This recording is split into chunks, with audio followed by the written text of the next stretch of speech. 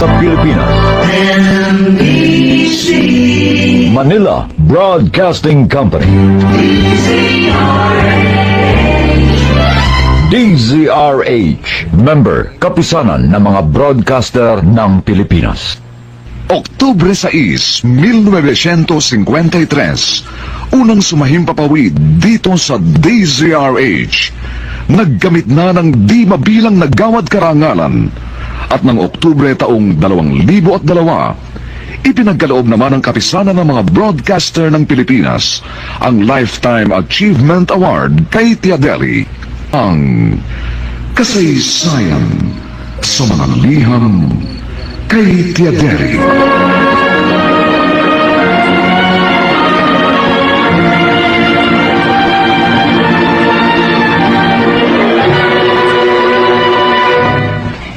Itong inyong Tia Deli.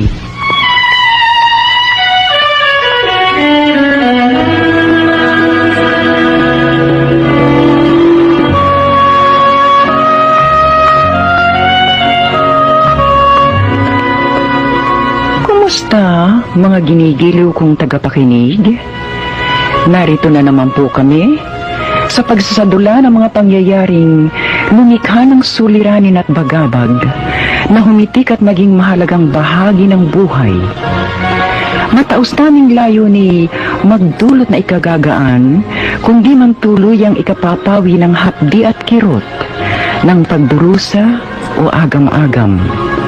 Sa huli, ako pong mag-uukol ng maikling panukala o kuro-kuro na sana'y makasiya sa may-ari ng salaysay, makaaliw sa marami, at kapulutan ng aral ng ibang ang isipay hinilam ng nanghinang kalooban at nagkulang ng tiwala sa sariling kakayahang bathi ng pagsubok ng kapalaran.